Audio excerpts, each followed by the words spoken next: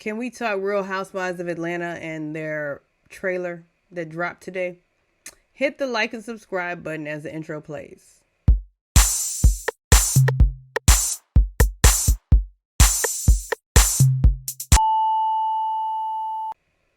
All right, so I don't typically talk about Real Housewives of Atlanta, though I have been an avid watcher since season 1. And let me just say, the show has jumped the shark.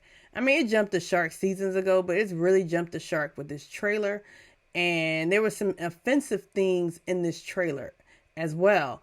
But let's start off. We're seeing Portia doing her African, you can have whatever you like. What do you like to do? Whatever you like. Oh my gosh.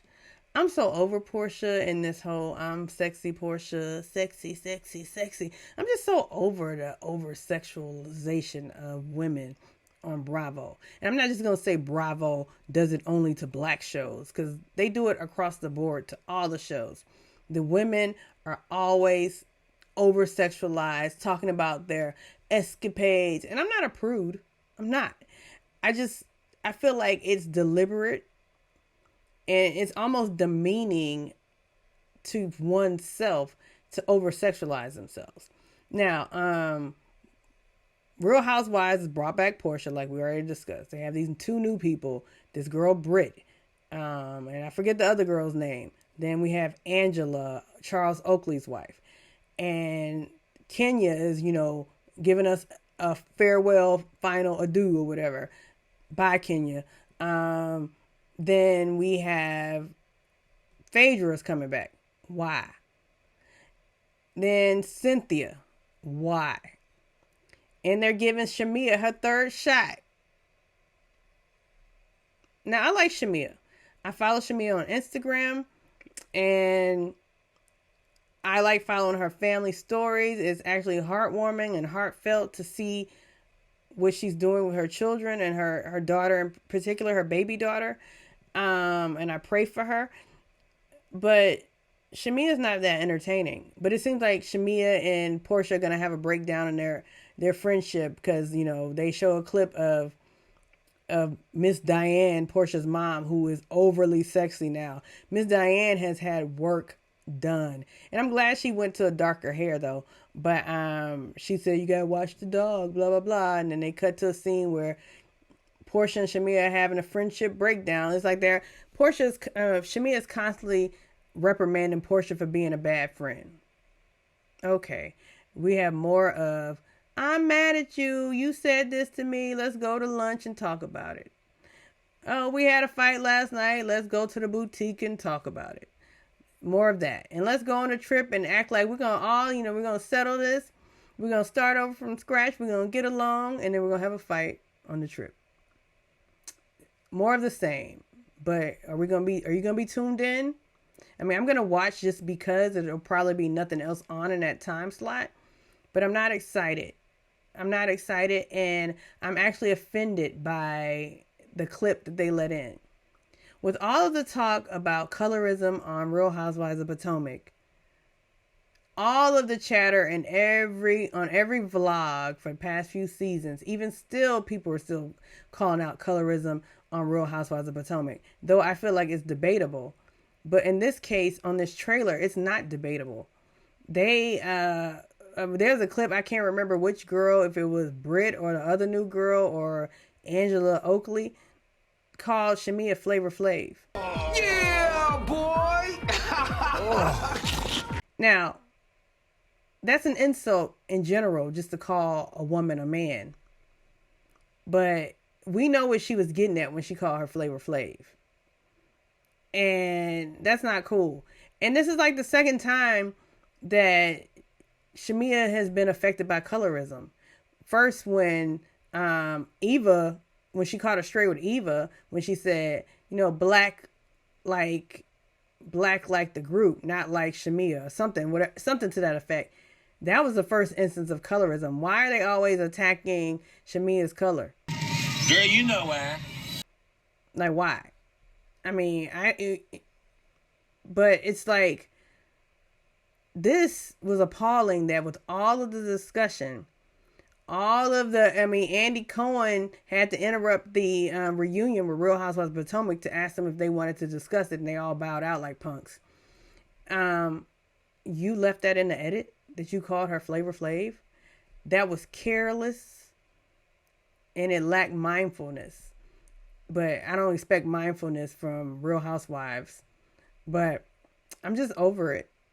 I'm appalled by it and disgusted by it. But let's get into the Real Housewives of Potomac's reunion looks on a lighter note. All right, I just want to say this. This is the best Giselle has looked on a reunion show to me. Now, I'm not saying she looks like a fashion icon, no.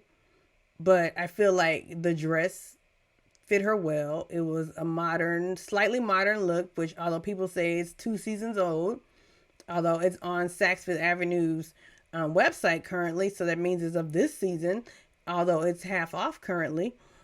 But I think this is the best Giselle's looked in a long time. Now, I think Giselle needs to fire Cal as her hairstylist. Like, Cal just does not know how to smooth out her edges.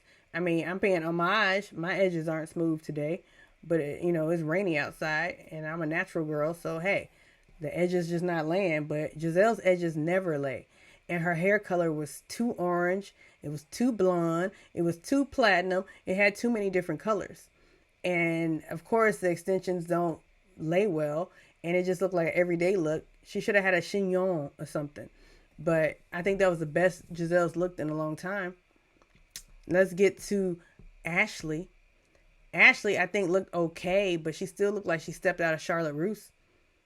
She still looked like she stepped out of some prom store in the mall, and her hair looked like some prom hair with those little squiggy peaks.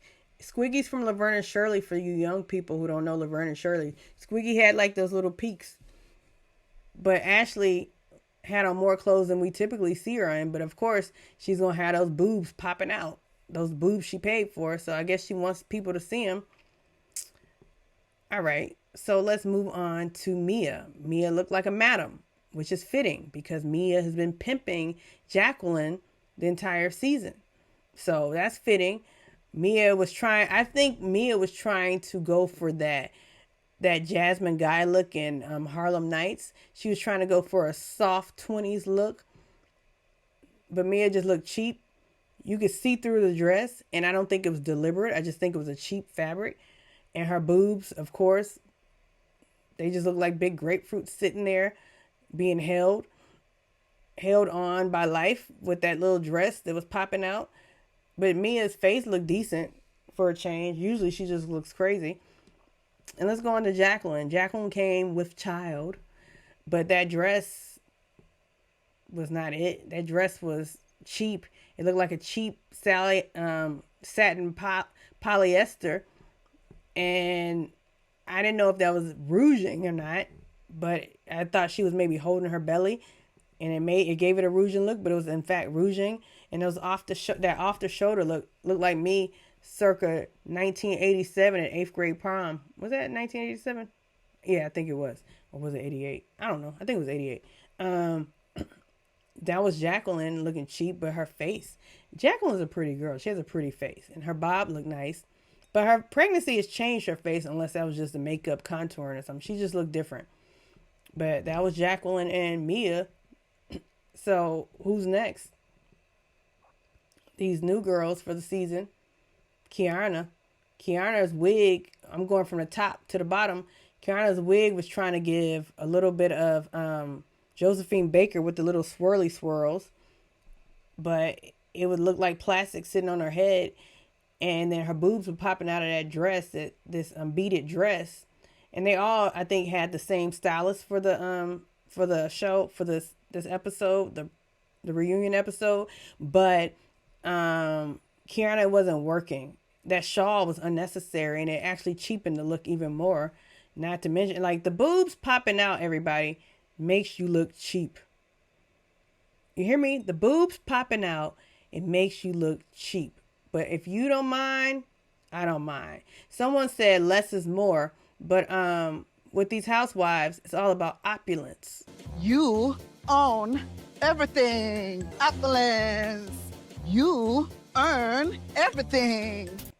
Or their definition of what opulence is.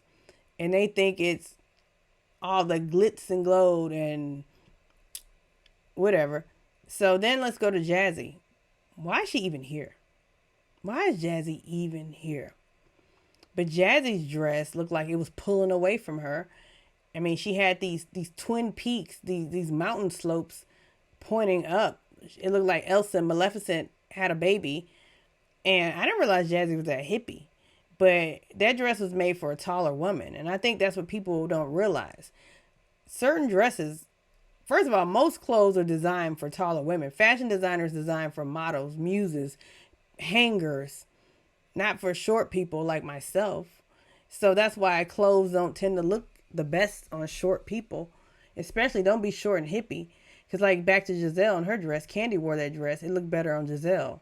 Although my sister said, who's a designer, said that Stacy would have been better in Giselle's dress because she's thinner and taller. And let's talk about Stacy. Stacy, her silhouette gave her a shape. I don't know if I'm on the fence about her dress because I feel like the dress looked nice on her, but I'm not really too keen on those flower appliques all throughout the dress. But the mermaid shape definitely gave her a figure, and I think it was a good look for her first reunion. However, her makeup was too harsh, and her hair, that wig looked very synthetic.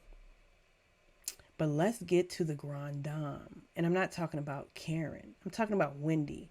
Wendy looked good. She looked very good from head to toe. Now, I would give her a 10 if it wasn't for that peak, that little peak point. But that dress looked rich. The beading looked great. The hair looked great. The face looked great. Everything looked great. Even the shoe looked great. The slit looked great. Wendy looked great. Wendy won.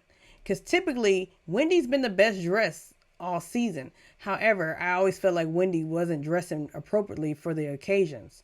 But this time, Wendy did it. So anyhow, drop into the comments and tell me your thoughts on the looks and on the trailer. Like and subscribe. Peace.